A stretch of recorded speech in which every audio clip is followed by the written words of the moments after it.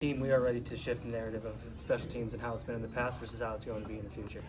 What was the timeline of when you decided to leave Cal, heard from Coach Eckler, picked Nebraska, ended up in Nebraska? Like, how did that all sort of come together?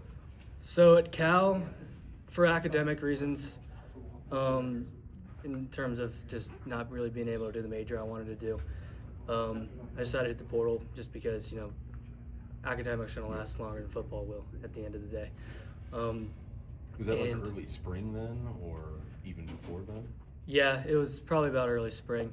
But I kind of was on the I just wanted to feel it out, kind of see how things went, go through it, and just not leave any stone unturned.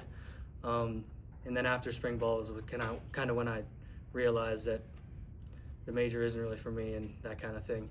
So I did decide to hit the portal, and not long after, it was probably a couple of days, I got in contact with Coach Eckler, and the rest is kind of history.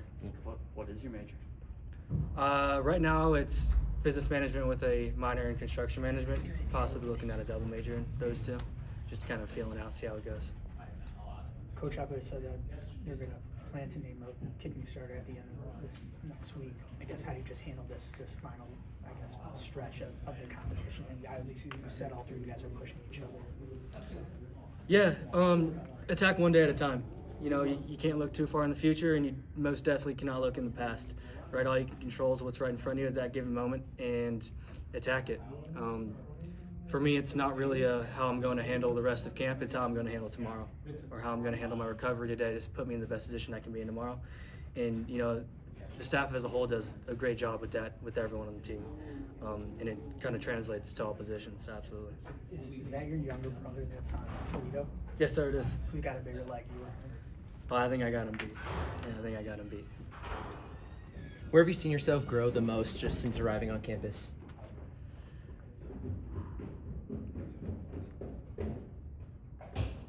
I'd say in terms of definitely in my recovery and looking after my body.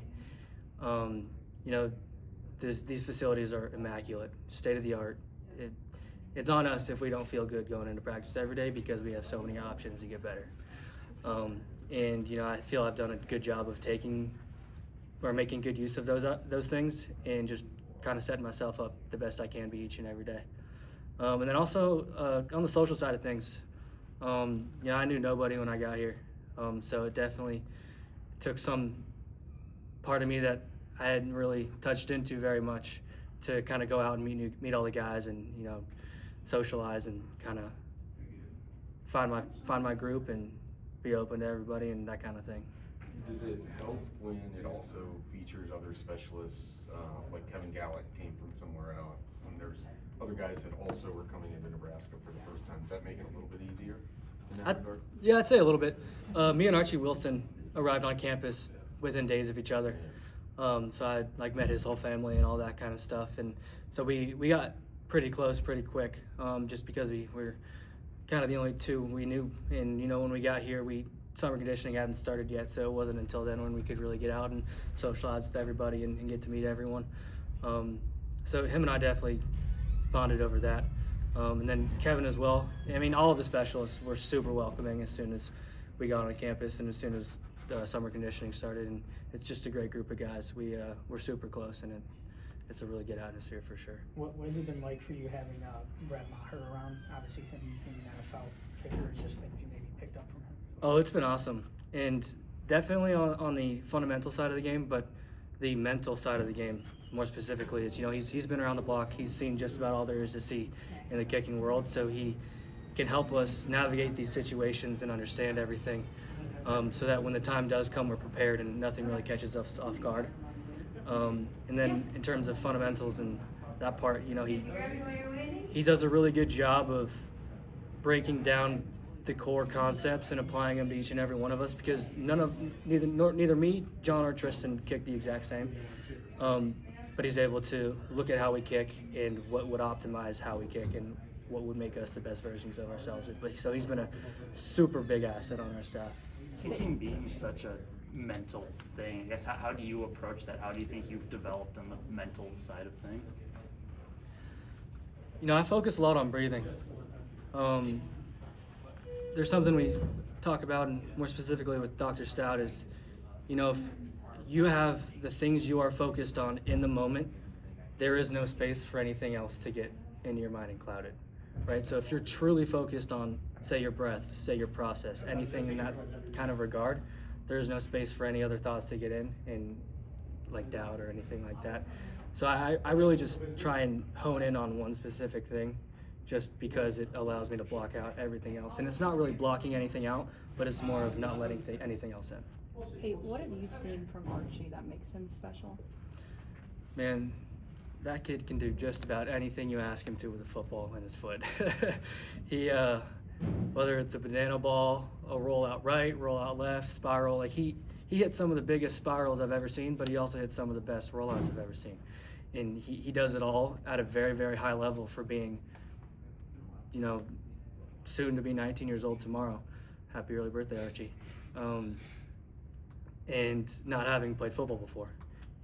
He's matured very quickly in the sport, and I think that he is going to be a huge asset for our team this year. What was it like for you getting to experience Memorial that Saturday practice, and just, I imagine that's the first time you had kicked in there, just maybe getting to feel a little bit of, obviously not a lot of fans, but still just getting to feel the environment and all that stuff. It was cool. It was really awesome. I really enjoyed that Saturday because, like you said, there wasn't as many fans as there would be, but it was kind of a glimpse, in my opinion, into what it can be. And it's good to practice those situations before they come up, like, say, first game of the year, or I guess second game of the year in Memorial.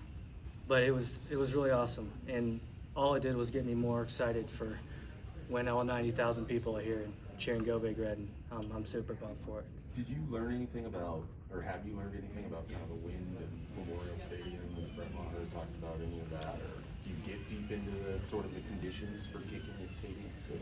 Something that Coach Brett really preaches with us is make the wind affect your best ball. And that's kind of looking at it as, don't kick or don't place your target because of the wind, but hit it through the wind and focus on contact and focus on the ball or your strike so that the wind doesn't affect it at all. And a lot of times the flags in Memorial Stadium will lie to you. We kicked in there 3 times a week all summer, and they could be blowing any which way, but it doesn't mean the ball is going to move that way. There's times where the flags on one end zone are blowing towards the stands, and the flags on the other end zone are also blowing towards the stands. Like, you have no idea what's going on, and so it's kind of one of those situations where you really just have to hit your best ball, and the wind is going to do what it's going to do, but for the most part, it shouldn't really affect it that much. In Coach Eckler's press conference, he was just saying, like, he's taking any and all accountability for anything that happens. Does that allow you as, like, a special teamer to play, like, carefree or just less pressure, knowing that your coordinator's kind of taking any and all accountability like that? I'd say it relieves a little bit of pressure, but at the end of the day, we hold a standard here. And regardless of who's claiming responsibility, I think that each and every one of us has to uphold that standard and do the best we can at that. If we want to be a great team, that standard has to be held by everybody. And regardless of who catches the blame for anything, we all got to uphold that standard and do the best we can each and every day. Does Ja'Cory Barney yell during every kicking session? Oh, every single one of them. He definitely brings the juice. He's always got a bunch of energy. It's pretty funny. It's interesting because it's like not even that it's getting in your head to miss. It's like you're sitting back there trying not to laugh because he's being so funny. It's pretty cool. But yeah, he's super vocal in all the kicking periods. And I mean, shoot, even if it's not a kicking period, we could go on in a 2-minute situational period, and he's still out there yelling. It's pretty cool. Have you ever had a teammate at any other stop that has done something like that? Not an individual teammate. There's times where there's pressure kicks and they'll have the whole team up around you kind of thing and everyone's yelling, but no one ever like Ja'Cory, who's out there day in and day out, bringing the energy during the field goal set period. Because, it can kind of mellow down a little bit during the field goal period, but he doesn't let that happen. Anything else?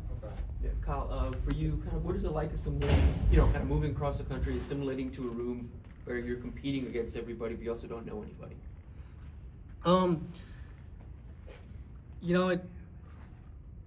Honestly, it was a pretty easy transition. Everybody in the room was super welcoming. We're all super close already, and we're only a few months in. You know, it's something we preach big time in our room is we want to be like this. And, you know, we can't do that with anyone fighting. And so we really, really focus on our relationships with everybody. And it's been really, really great thus far. And as far as the competition goes, you know, we're just there to make each other better every day, right? I don't really view it as a competition. I view it as each of us doing the best we can be so that we push each other to be the best we can. You know, something we talk about a lot is iron sharpens iron. And I think that's true, right? If you can raise the bar for yourself, your competitor will raise the bar, and ultimately you will both get better. And that's what matters at the end of the day. Thank you. Thank you. Thank you. Thank you. I was at